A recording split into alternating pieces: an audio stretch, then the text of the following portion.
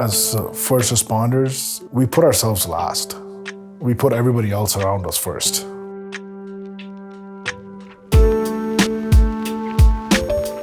I'm Mo Shaukat. I was a correctional officer. My position was staff training officer. A correctional officer is responsible for safe custody of the inmates. We keep safety in public by administrating the prison world and trying to rehabilitate people who hopefully turn out to be contributing members of society when they finish their sentences. As a correctional officer, our job is everything. Our job is police, fire, EMS, emotional support person, anything like that. Care and custody of the inmates. The safety of the public is paramount, of course, by us doing our jobs inside the prisons. So we are trained in multiple disciplines. Inside, behind the fence is a completely different world. I wouldn't even say different world, but whole other world, right? Like there's something else behind the walls. If you have no contact with the prison system, you would never come across, never understand. A lot of times when we talk about corrections, people think that we are punishing these people for what they did. No, we are not. We are only housing them. Court has put a sanction on them. We are only carrying out the sanction. We are not doing anything that should be called a punishment, really. We are making sure that they're living, they're fed, they are exercised, they are given their, fresh air, access to fresh air, they're healthy, they're safe. That's what our job is, to make sure that they're okay inside. I was a staff training officer. As a staff training officer, you don't work inside a prison. You're on the outside, you're training officers. But when COVID hit and when things started getting, we had staff shortages and all that stuff, I volunteered to go back inside. Part volunteered, part voluntold to go back inside. Something to consider was that a prison is an isolated environment. Only factor that is in and out of prisons are the officers, right?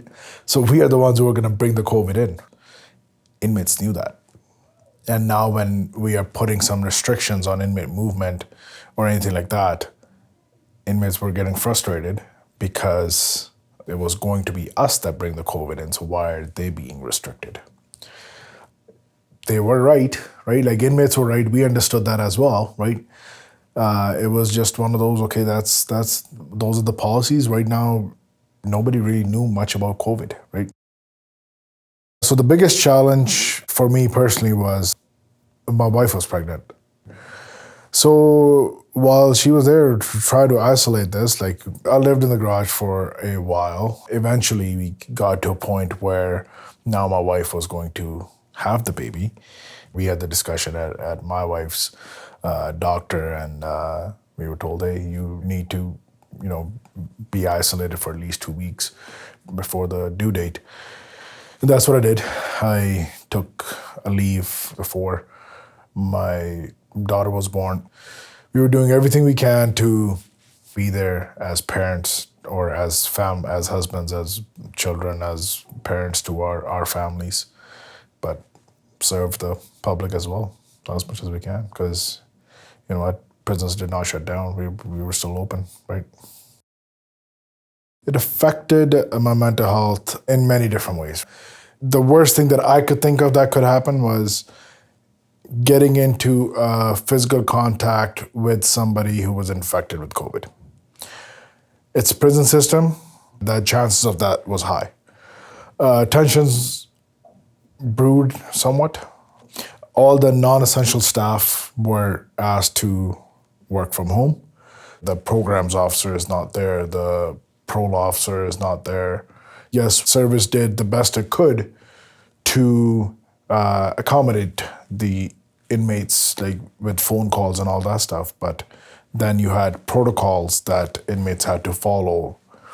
Like, I have to give this inmate a phone call, let's say, but they're COVID positive. Now, do I bring them out of their cell to give them a phone call, or I pass them the phone or anything like that. Those things always were clashing with each other.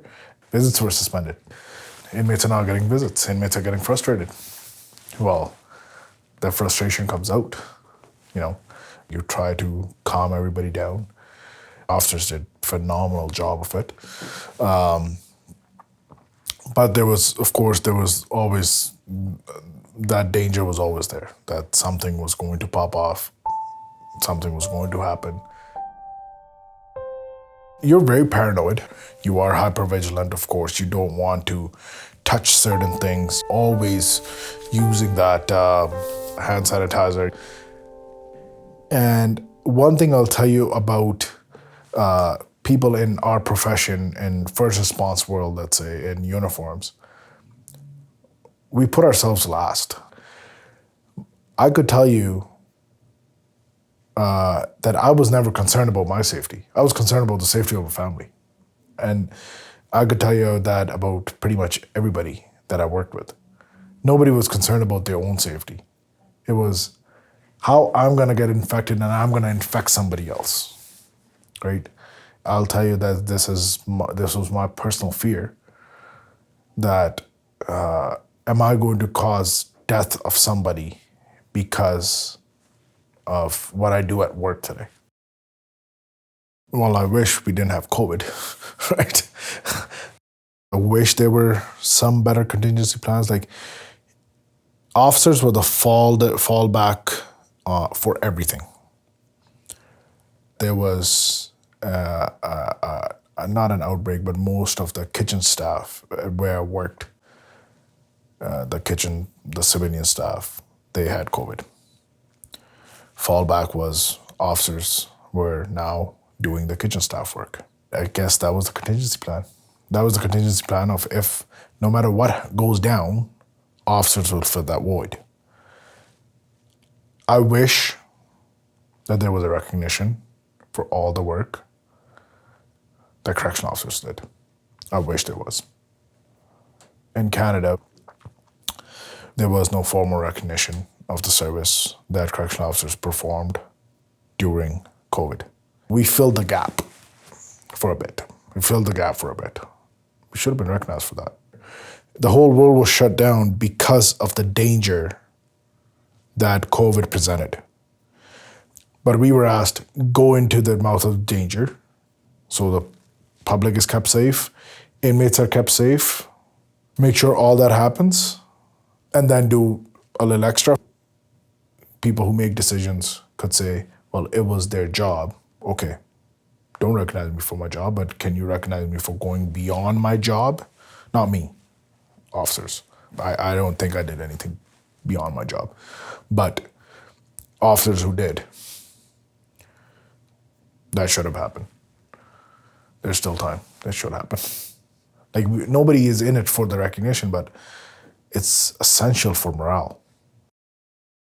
I'm the president of Boots on the Ground Alberta. Go back to one incident that inspired Boots on the Ground for me was I was involved in a very major incident. The situation happened and my shift ended up being almost 22 hours, over 22 hours. Like, I was just front line with it, and very gory scenes, very nasty scenes, all that stuff, and not something that you could comprehend really. So I went home, changed. I was back at work by like 9. It was a blessing that the day of the incident, my friends, my brothers, they weren't there. Because next day now they were there, and now that was my support system. They had not experienced the same things that I had experienced the previous day, so they were not traumatized by it. And we chatted all day about how the previous day was and all that, and that's all I needed. And then I just, started looking for the peer support organizations that are out there. And so I reached out to Ontario for Boots on the Ground. I asked them if I could volunteer with them. They said they were only operating in Ontario. But then the idea stayed in the back of my head, and I was like, why don't I spearhead it myself and I bring it to Alberta? We built the team and we got to September 2023, and September 25th at 0700 hours, we launched. We advertise it as peer support for first responders and military members serving or retired. But really, we don't turn down any calls. Anybody could call 24/7, 365. It's completely anonymous, it's completely confidential. We don't have caller IDs to be on our team. One, you have to be a first responder or military member serving or retired, and they have to have a lived experience of trauma or anything like that, so they could actually be properly compassionate towards anybody who calls. And then in addition, they get training and stuff in different suicide intervention and stress management and all that, so they get formally trained in that. We are not mental health professionals. We are just buddies who are trying to help our buddies, right? Like that day, I needed my buddies to talk to. We're just doing that. We're just providing buddies to people to talk to. It's a very dangerous job, very rewarding job, but very difficult job for sure. Something I definitely do wish that there were a lot more recognition from from our employers, from our supervisors, from our managers. I know in my service there are certain things to be put on your uniform to show that you've been recognized, but there's very few. One of them is for bravery. I don't know of anybody who has that. I don't know what you have to do, how brave you have to be to get that. How many lives we have saved, my colleagues have saved. There's a little tap on the shoulder maybe once you're done with the investigation that you have to go through. Then there's a accommodation pin. Again, I don't know who gets it and how they get it. We need to be treated like the uniform component of any organization, like the police, like the fires, like the EMS, by our own administrators.